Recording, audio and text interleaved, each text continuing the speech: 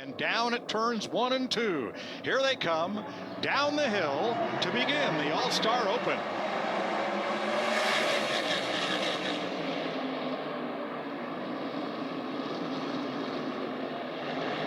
A lot of slip and sliding already.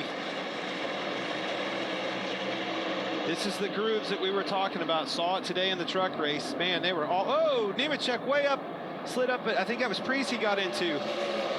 Still into people. Ping pong right now. Yeah, I think every corner of that 42 is knocked off already. 3 wide, turn 2. Well, you see right off the bat, this is a very different line than what they had last year. You're going to run right on the bottom in 3 and 4 for a little bit. You're going to almost, it gets really flat on the entry down into turn 1 where these guys are headed right now. Ty Gibbs in the middle, up the racetrack, kind of diamond that corner back down the racetrack and shoot off into turn 3, back up the hill.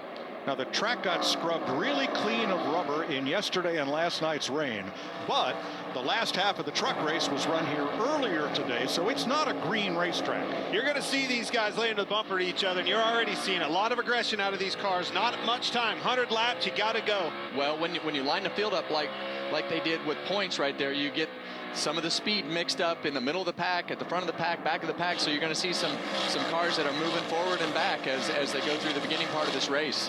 That Nemechek is not done yet. Him and LaJoy have been bouncing off of one another for about a lap back there. That was after he moved Josh Berry. That's a sense of urgency with this race. These guys do not want to be watching this all-star race, watching their teammates with some of them. Don't be that lone guy out of your camp. 3rd place. Well, I think what you want right here, and this might be what we see with Alex Bowman, I think you're going to want your car to be as loose as you can possibly drive it, because the tendency is going to be for the car to start getting tight from the center to the exit of the corner as you go through this run. So, you want it as free as possible to start the run in order to keep that car as balanced as possible, as long as possible in the run. Roll in the middle of the racetrack. That's what you hear all these drivers talk about, Kevin. I heard you tell me from practice. The middle of the racetrack, keeping that momentum, letting that car roll is very hard. Free that thing up as much as possible until it's too loose in. Larry? Yeah, one thing I'm seeing here is exactly what a lot of crew chiefs anticipated. Kevin, you talked about it. The car getting looser, getting in on these yellow primary tires.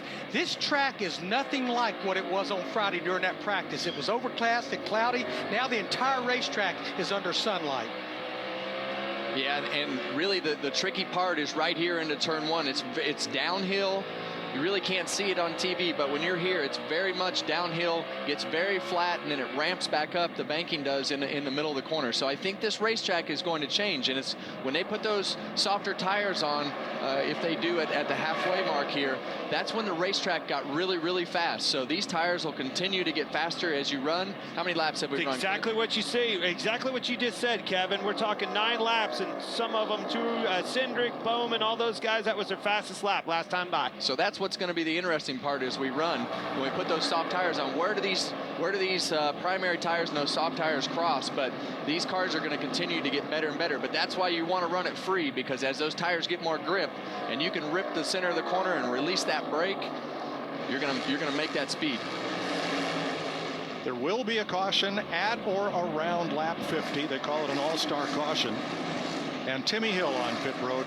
Tough break for the one non-charter car in this race. The Port Tobacco, Maryland driver had run at the back of the field, and now they're going to lift the hood up. Looks like his day is done.